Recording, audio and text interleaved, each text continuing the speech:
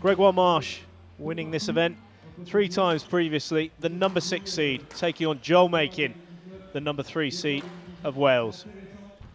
Yeah, but a lot of these clubs now have really good air conditioning, don't they? I know, but it's, you know, if you're training intelligently at times, you're not. You shouldn't.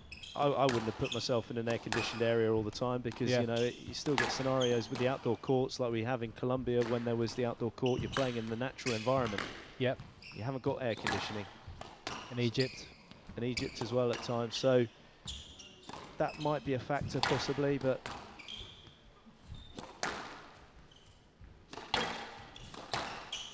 I don't know. I mean, you could be right, but he's just so fit, isn't he? He's just. He is. Oh, what a shot! Goodness me! Look at that touch. I mean, that really is Musketeer-esque. I mean, that was a joke for the touch. This ball is bouncing nearly over the back wall. Look how high he goes when he takes it with that bit of extra dexterity.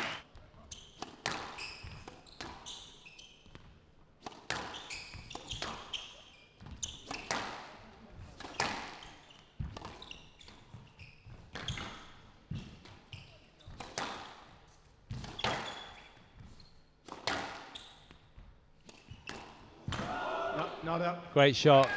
Gregoire Marsh has been a little bit more attacking so far. He's played a couple of fabulous winners, and that's what you're going to have to do against Makin. Game ball. 2 game balls here for Marsh.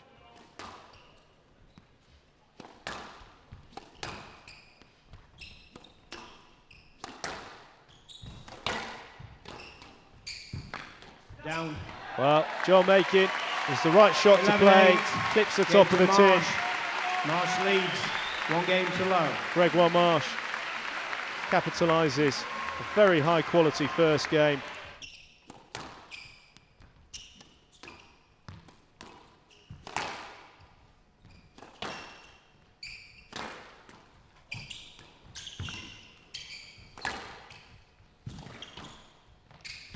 It's well straightened under pressure there from Marsh. What a finish. Oh, listen to that.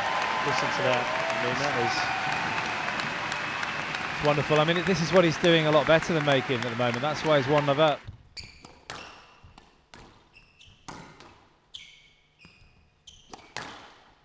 He's playing very accurately, Gregoire Marsh. That's something I'm impressed with this evening. He's not hitting many duff balls, and there's a great example. What a winner that was. Beautiful. From high up, with the control it takes to play such a winner from there. Above your head on the backhand side. He's really on his tiptoes. That was phenomenal. Phenomenal balance. Continue, yeah. It was a joke. That backhand, the backhand reverse angle into the tin, that was it. Very much, it's still gleaming. He's still on his horse. Still looking stately. Intentionally down the middle from Marsh. Read by Makin. Great squeeze. Parky using the word considerably accuracy, and that's exactly what Gregoire Marsh has produced. Focus is superb, his accuracy levels, his basic ball control is quite wonderful. Setting his stall up early here in the castle courtyard. He's going to have to get a good lead. Oh, wow. I mean, that's just back with interest. Court service, well, that's an please. understatement. I mean, look at that. Look at the stretch, and it's a perfect drop. You couldn't get any better than that drop shot. Under pressure. What would you do to have his legs? Oh.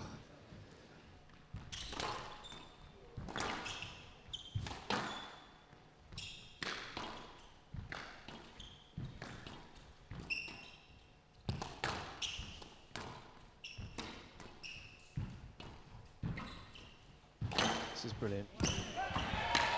He's down. Oh, he's missed it. He's hit the tin. He's hit the tin. Oh, he's hit the tin. He was very nonchalant. Dear, oh dear. It was one of the best rallies we've had. I mean, he tried to flick it to Joelle just above the Makin was tin. down. Look. Why? Look. What's he doing? Just lift it. He's looking at him all the time. He really is stalking his prey, Makin.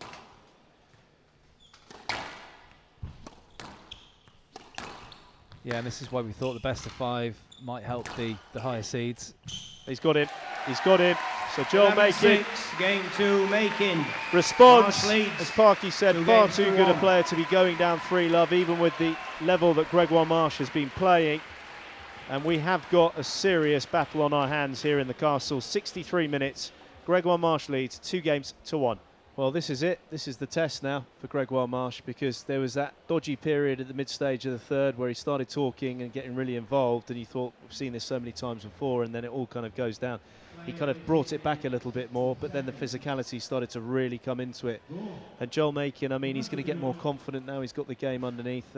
I agree with you. I feel that his general working balls, they're going in, but he hasn't got that complete execution, which he's been working on. He can do it. It's better, but it's not as good as it could be. So now he might release himself slightly. There could also be a little bit of sting coming out of the movement of Marsh, so therefore the speed might be a little bit less, hence the short balls making a bit more progress for Makin. So we've got all these subtleties coming into play. 63 minutes in hot conditions. Yeah, I think you're right. I think Marsh will slow down. Definitely with the heat. He's only human, and Makin's going to take advantage of that. He's going to get on those balls quicker, and it's going to be more effective with the touch at the front of the court.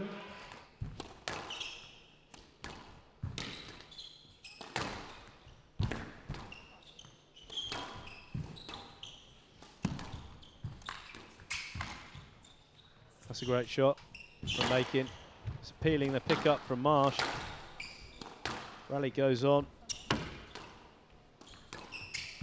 That's a good volley drop for Makin. Well, that's what I was kind of leading towards, the fact that the movement will be slightly slowing up from Marsh.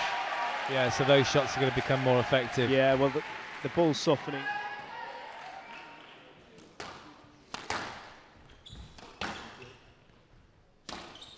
Down. Oh, that was tight. No pace on it. That's such... Honestly, Barky, you know, 9-5. I keep saying this, but the feeling of when that happens is very nice.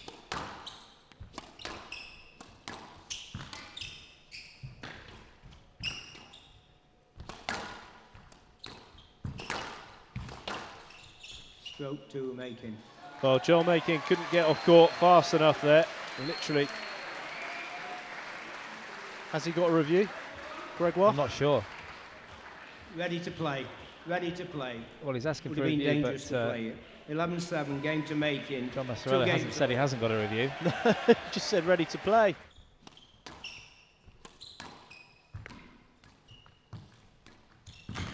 It's nice work from both players. Using the height, using the different paces. This is tough. This is really tough. Oh, should he have volleyed that? He's got it. He's got it. He's got it, but that didn't look too good. Hand out. Slight wince from Marsh. 6-4. Watch this. There goes. Yeah, he couldn't control his back leg, could he? You're looking at selling nearly 2,000 tickets for one night squash. Well, they're certainly going to be entertained, that's for sure. Well, they've got their money's worth here.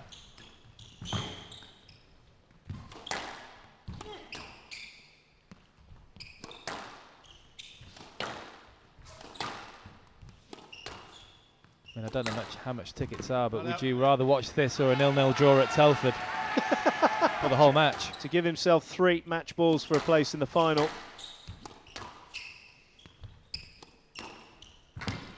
And he's done it, Joel Makin. 11-7, match to Makin. Much to the frustration of Gregoire Marsh and the crowd. 8-11. There he is, the hard-nosed Welshman. 11-6, 11-7,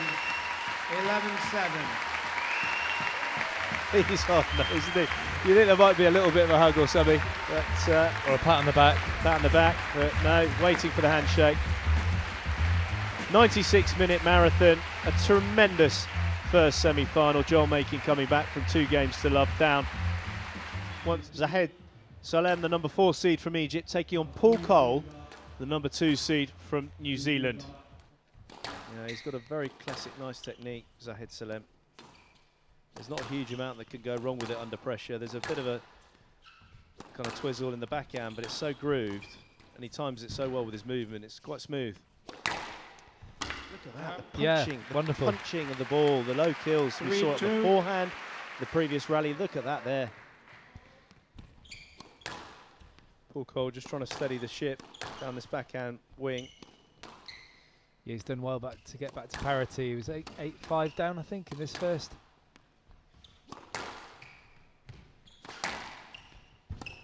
Just started hitting his targets a little bit better, Coll.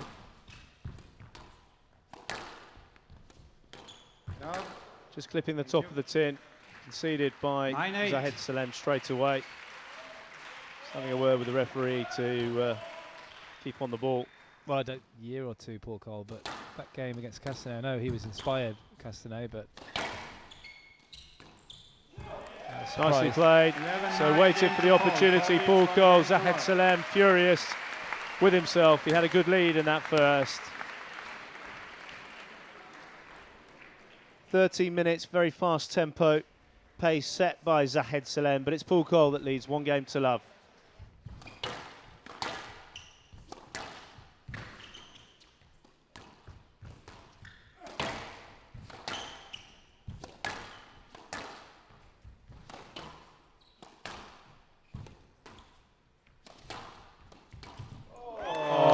Do drop in, Le Boxer. That's a lovely shot. That was really slick.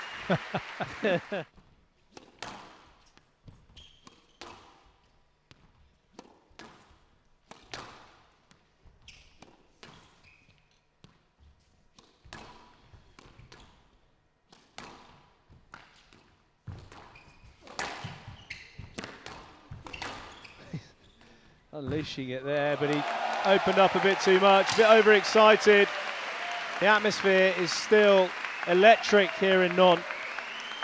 He's not panicked at all. He's gone about his business, waited for opportunities. He's starting to really open the court out. And a big distance in scoreline.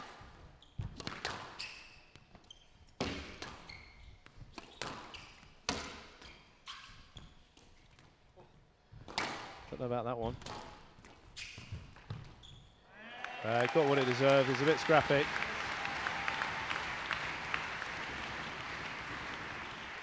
Yeah, it was a strange shot, that earlier one from Paul Coll. Still got 5 game balls though.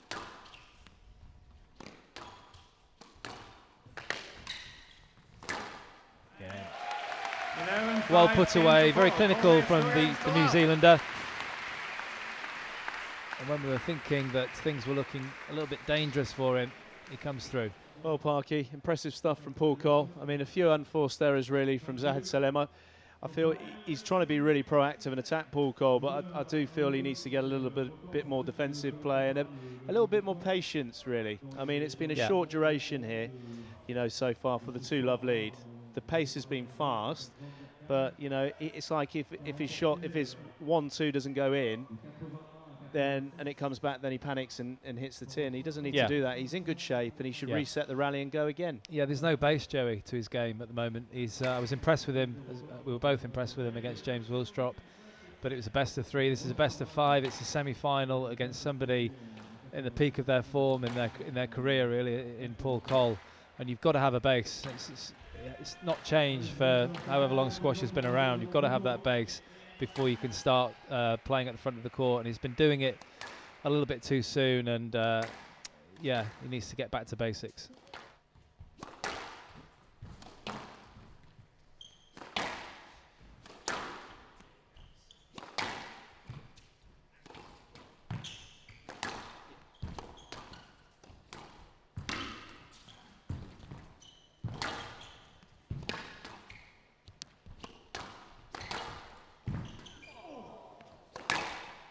Getting everything back. He's got it. That was the prime example I was saying, Parky. You know, prime example. The ball kept coming back, and then the rash cross-court nick.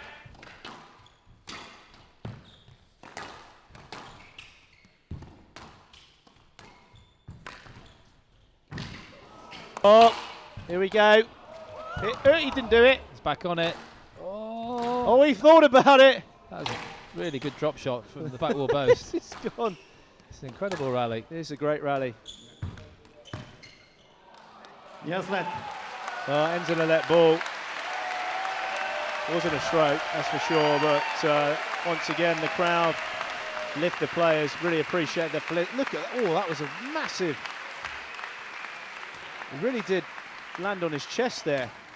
Parky, check this out. Booyaka shot. Oh. Ready? I can't believe how entertaining, because Zahed Salem has got one attitude, and that is just pushing forward. His tee position is so high. Look. And that was a bit silly.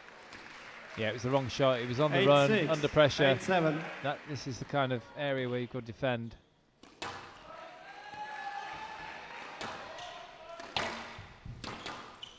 Well, he's going for everything here. Literally taking it short from anywhere in the court. Oh, he's walloped himself in the head. 11-8, match across. So Zahed Salem tried to throw everything at Paul Coll. 11-5, 11-8.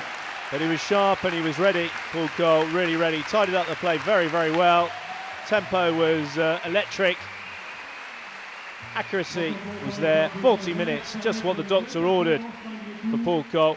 3-love victory over Zahed Salem of Egypt to book his